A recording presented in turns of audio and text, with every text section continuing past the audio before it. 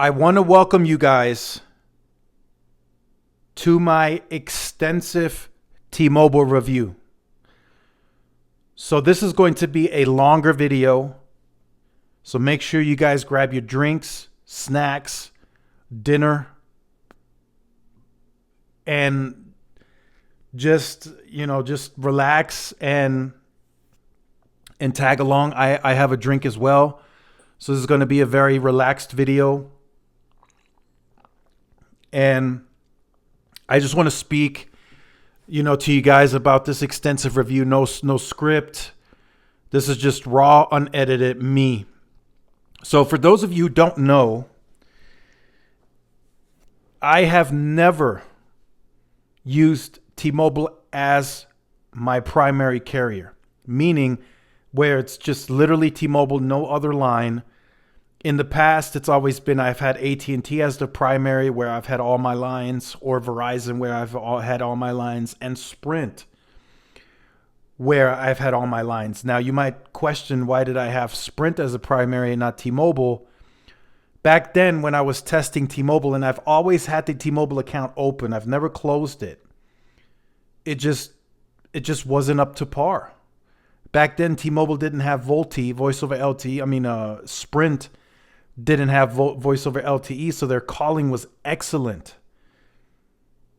It was great. I didn't have issues with the calling, and I could do most like basic tasks on Sprint back then, but I couldn't do anything like heavy streaming wise. So that kind of ruined the Sprint experience for me on being on band 25, 5 megahertz back then.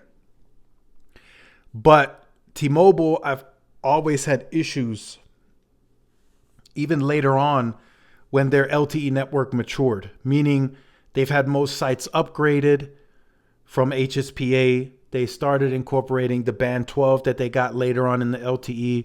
And still, I tested it on an Android. I tested it on an iPhone. It just wasn't cutting it. I couldn't make calls with confidence that it could hold, right? Calling like any 800 number where you might be on hold for a little while, and calls were just dropping back then. It was that bad, right? And I'm admitting that. I don't care for any carrier. I'm admitting T-Mobile was bad back then. So a few years ago, I made the decision, okay, let me go ahead, and now that T-Mobile is getting ready to merge, now that they got the 600 megahertz low band, they got more money, they're investing more in the network, let me go ahead, cut out every other carrier, and make T-Mobile my only primary provider, and everyone else on the account too. So that was my mission. And I wanted to do that for several years and go through the pros and the cons, right? The account, the app, the wireless service, and of course the home internet now that I've been using for almost 3 years. And I wanted to make, at the end of it, right, I wanted to make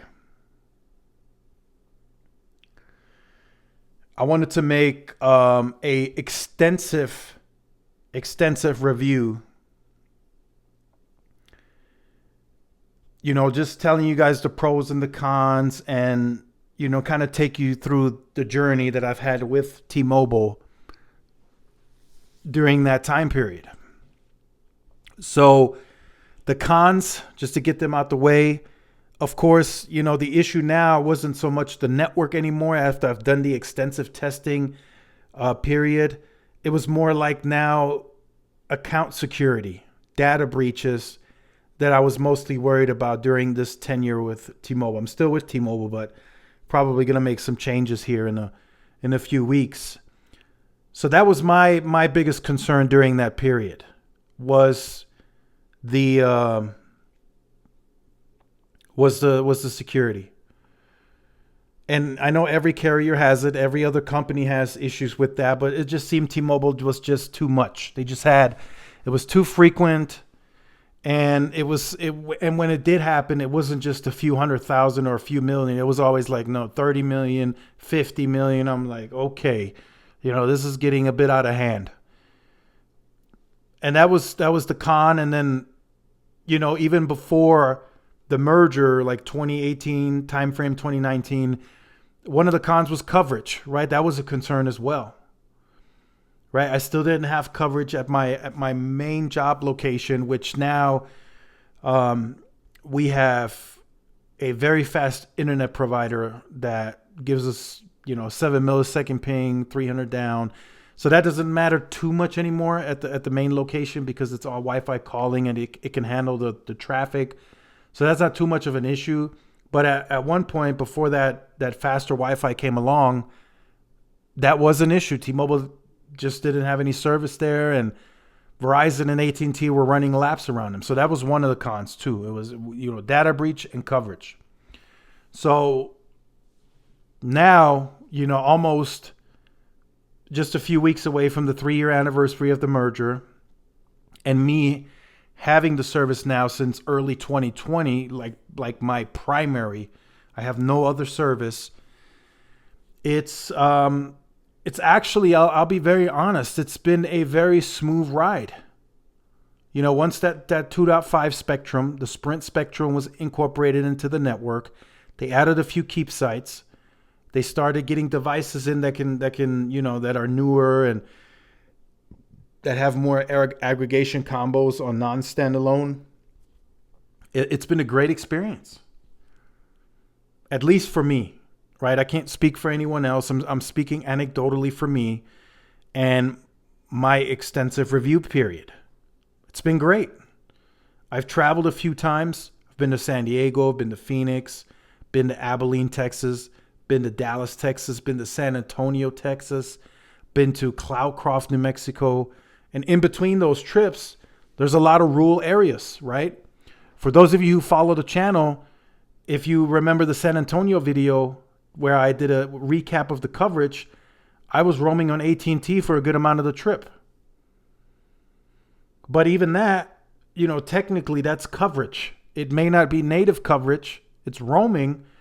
But if you guys remember in that video, it still worked. I still didn't really buffer on the music, and anything else I wasn't really doing because I was driving. So I wasn't doing any videos. I wasn't doing any big phone calling. I was just listening to music, and that worked. So for that time period, there wasn't really a service interruption that I could mention. Now, could there have been if I was a passenger and I wanted to do other tasks? Probably. There probably would have been a period where I couldn't stream a video, or maybe, the phone call drops, whatever the case may be. But for that specific moment, it just wasn't the case for me. So that's just something that I wanted to mention because I did take some trips. Now, I didn't travel super extensive. I didn't make a cross-country trip. And I know some areas that's a complete different experience for most of you that travel. You might go to an area where T-Mobile stinks it up or doesn't work at all. So that I completely take into consideration as well. And I still look at the crowdsourced maps. I still look at Cell Mapper, and I can still see that, T-Mobile natively has not reached the raw square miles that Verizon and AT&T cover. They haven't. Will they get there? Eventually. But I still think when Neville talks about, having a larger service area now than Verizon, he's talking about roaming. They've opened up a lot of roaming in the last 12 to 14 months. A lot of roaming. US Cellular, AT&T, Viero, you name it, US Comnet, you name it, T-Mobile has a roaming partner there. So you're bound to have some type of coverage. It may not be the coverage you like. It may not be the best speed, but you're going to have some type of coverage. Now, are there still going to be areas where you have no service? Yes, that's going to happen. That's still happening with all carriers. I've seen it on AT&T recently, and I've seen that on Verizon recently as well. And AT&T is even more shocking because they're the network by the government for the first responders. They shouldn't have any areas with no coverage. But even in 2023, they still have areas with no service. So it's all a matter of opinion and what you're willing to put up with, in my belief, in terms of the carrier that you choose. Now, some of the pros, which are quite a bit, It's the value that T-Mobile presents by perception. They are perceived to be the best value carrier in the United States. And they've been working on positioning themselves that since the early 2010s, 11 days, right? Even before John got there, they've already had cheaper value plans. But those plans and that value did not lead to growth. They didn't start growing big time until the Uncarrier started with John. And they still had relatively cheap plans back then. And then they started growing millions and millions and millions quarter after quarter. And now, even in 2023, as the industry, settles and matures and growth is potentially going to slow down, it still looks like many pick T-Mobile to be the growth leader in the industry, as T-Mobile predicted. Once the Sprint churn slowed down, they got that under control now. They would start taking from AT&T and Verizon and the MVNOs and everyone else in the industry competitively, right? That's their motto. They're going to. I'll just let this be known on this video. T-Mobile is going to really push the best value and best network. There's unless Verizon and AT&T challenge that, there's nothing that's going to stop T-Mobile from using that moving forward. And you guys are going to see that in national marketing. Best network, best value. And that's what drove a lot of people to T-Mobile. It was the cheaper price with the value. It wasn't a network. LTE wasn't. No, they lost LTE. They acknowledged that already. They were playing catch up in LTE. Did they have a great data network? Perhaps, right? They had fast speeds, but like I said, the calling wasn't great. I had lag issues. It was cutting corners. They were completely cutting corners back then. And it was noticed by a lot of people that were, wireless tech enthusiasts. The ones that were testing, they noticed it. And some, in some areas, they're still noticing it to this day, but it's getting better. So, that's one of the pros. They have great value and great pricing. That's great. And now I can't back them saying that they have the best network, but I say they have a respectable network. It's more than enough, in my opinion, now for the average consumer. More than enough. And that's me now primarily having T-Mobile for the last 3 years. So I've been using them as my daily driver, making calls, sending messages, uploading YouTube, and it's worked. Have I had some issues? Yes, but nothing to where I was like, okay, yeah, I need to leave today. This is it. So that just hasn't been the case anymore with the new T-Mobile network. They upgraded, they modernized, they added the newest and latest and greatest radios. I matched that with a updated device to give them the benefit of the doubt. I upgrade frequently so I can have the latest and greatest on their most modernized network. So speeds have been great. Backhaul was transitioned to 10 gigs, I was told, with AT&T. So the speeds have been great. Even so that I really don't speed test a lot anymore because it works. It just works. In the past, I used to speed test a lot because I was getting a lot of buffering. I was getting a lot of dropped calls. I was getting a lot of, okay, this is not loading. So I would test the connection to see why am I buffering. And then I would see, okay, speeds are below 1 megabit or below 2 megabits. I was seeing that a lot during LTE. But now, even like going on 3 years since the merger, nothing. I haven't seen that at all. And I moved back as a primary to T-Mobile. I had T-Mobile still, right around the time that the merger was approved. But I moved my primary line to T-Mobile like 2 months after the merger. And I got the iPhone 12 Plus. That was the first device, if I remember correctly, that T-Mobile launched with having access to N41, if I remember that correctly. And from there on out, I just upgraded to the 13, 14, and it's been a pleasant experience for me. But I know, right? I as running the channel, being a tech enthusiast, I know I will get a better performing network out of Verizon. I know that. I have acknowledged that in plenty of videos, and I know the network that the Verizon team built in El Paso. Now, could T-Mobile potentially still match that or exceed it? They could, but they haven't even tried yet. And I said this before, like during the merger videos, for those of you who were following, right? In El Paso, the T-Mobile grid really didn't get any denser. They added like maybe 4 or 5 Spring Keep sites, and every other T-Mobile site just got N41. That's it. That's all they did. You know, it's not like T-Mobile came to El Paso and added 50 new sites, 60 new sites, and it's like, whoa, there's this brand new spanking network. No, they've used technically the same network that they've had, and they just added new radios, new spectrum, new backhaul, new cabinets, new baseband units, new core, and this is what we now get, right? Verizon, on the other hand, they have done it all organically. They came to El Paso, they started building the small cells. They had to densify because they had low spectrum holdings.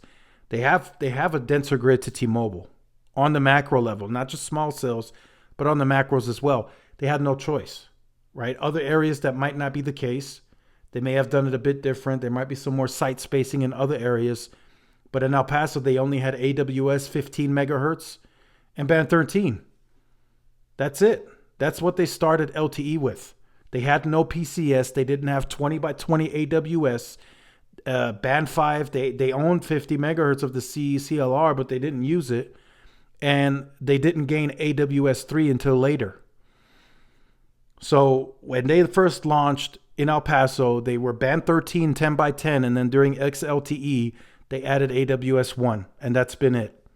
So they had to densify. They're closing in on 40% market share with now the other MVNOs. So they had to densify. They had no choice.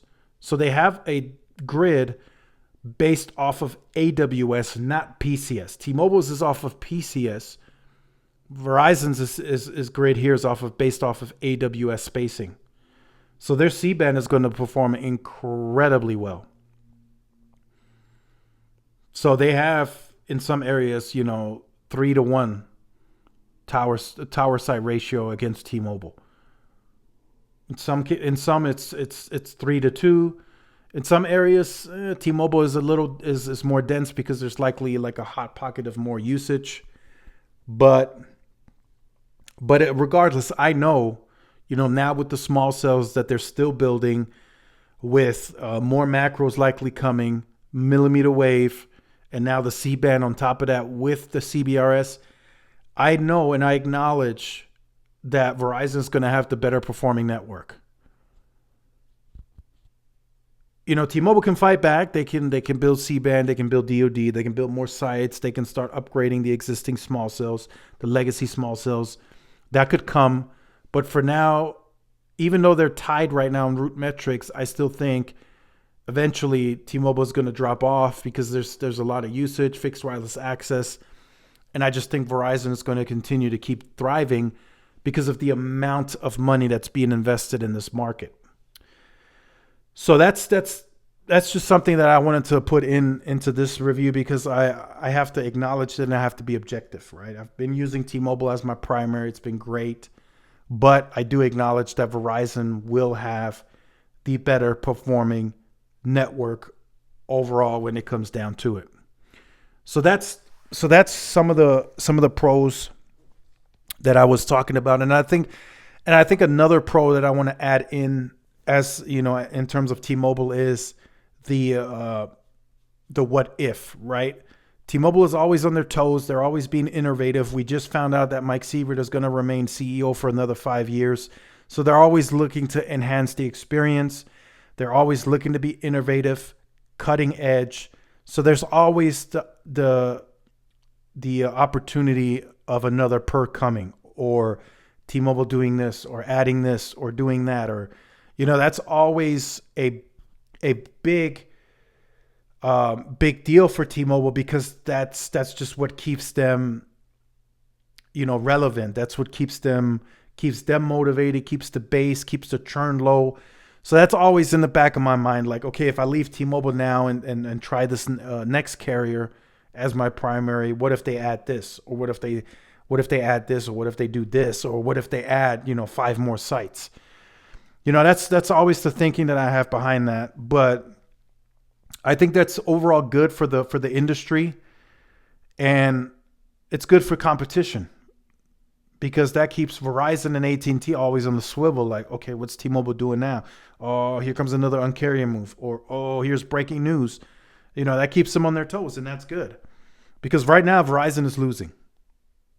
I've said that in a couple of videos on Verizon, but their Q1 numbers gonna be horrible for those of you who stick around for the entire video.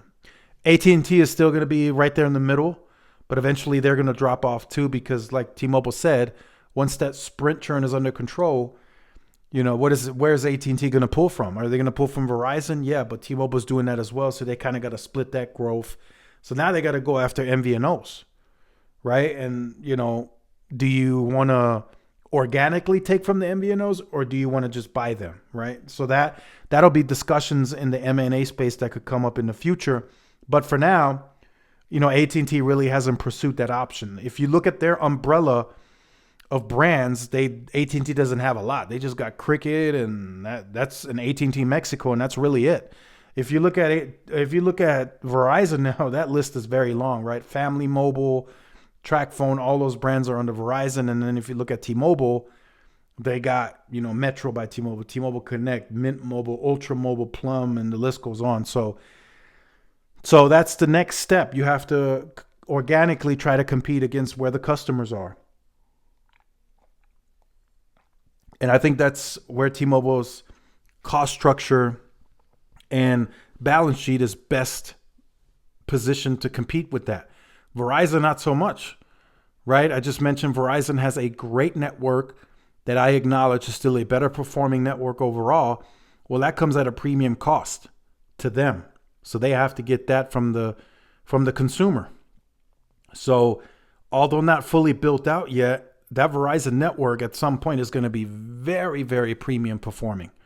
They're trying to put that into the consumer now, like, hey, we are going to be the best network.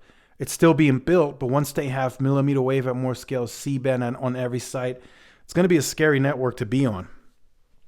But like with anything, you're going to pay the price for that, and that's where T-Mobile comes in.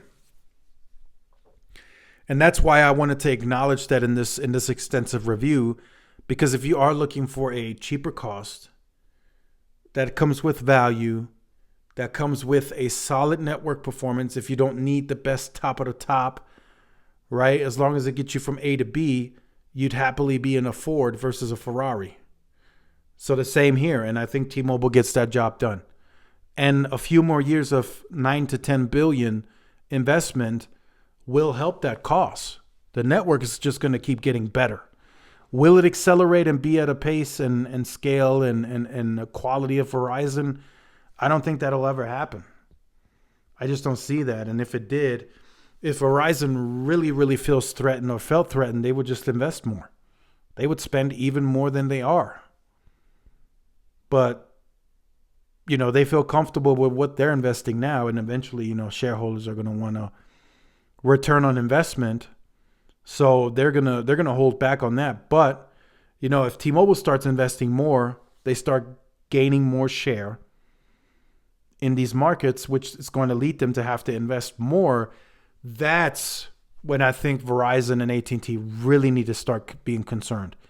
If T-Mobile comes out and says, hey, look, our $9 to $10 billion capex that we acknowledged was going to be the run rate after merger integration, we have to invest more because this, that, and the third. And that's what they're going to tell investors. They're going to be like, look, investors, we're really taking share from Verizon and AT&T. We're really growing. We think we can accelerate that growth even more if we invest more. And that's when I think Verizon and AT&T really need to look at themselves and their business and see how they approach this, because they don't want to let T-Mobile just walk all over them. So that's other than the home internet, which I'm going to have to make, separate smaller videos on for you guys to kind of showcase. It's been decent for the 3 years, right? I haven't had no other service but T-Mobile's home internet that I'm watching, streaming, gaming on, and it's been okay. But like I always say, I got to be honest and objective. I'm not sitting here pulling 500-600 megabits a second on this product. And you guys have seen that in my videos. I'm lucky to get 100, 150, but it still works, right? It still works. If it was buffering constantly, not streaming, I would have gotten rid of it a long time ago. Just being honest. But it's been working, right? Now that T-Mobile is starting these standalone in El Paso, and there's another 40 megahertz channel coming to N41 that makes total 80. And if the home internet router eventually gets, updated to make use of that, and that experience gets even better, then of course I'll report that to you guys in an update. But for now, it works, right? I can just go ahead and give me one quick second. I'm right here on my desk.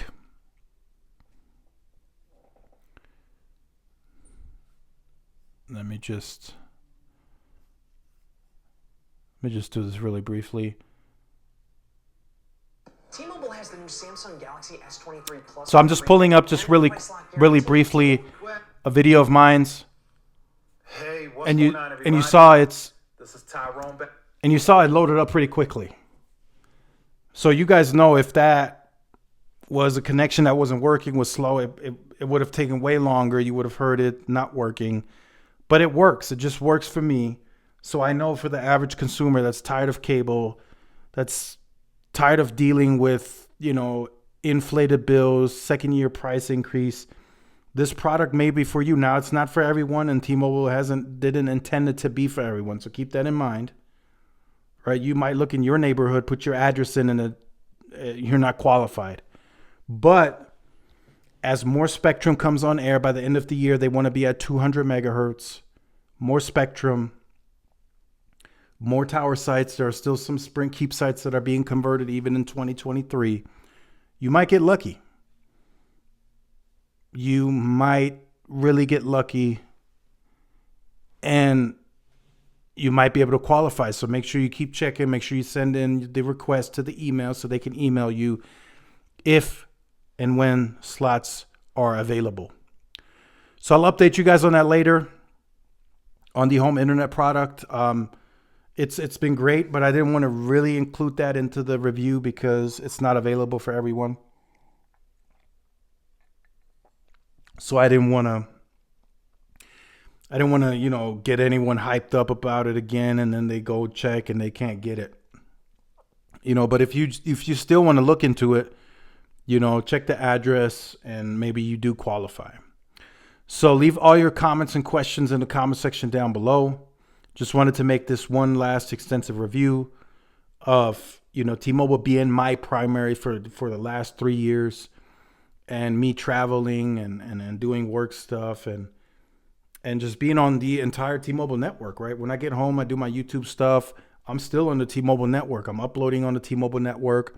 So I just wanted to share that with you guys. And let me know if you've had a great experience with T-Mobile during your tenure. And of course, let us know the negatives too. Let us know the pros and the cons as well in the comment section down below. But, thanks for those of you who stuck around to the end of the video. I will be switching to another carrier. I'm not going to say who yet. And I'll be doing the same process, using them as my primary day to day. And I want to compare, this is what I think of this carrier and this is what I thought of T-Mobile. And I kind of want to want to compare the two. And then, of course, I want to do like another extensive review for you guys as well. So make sure you guys stay tuned to the channel, like, share, subscribe, follow my social media outlets. This is Tyrone with Tech Life. I'll see y'all in the next one. Peace.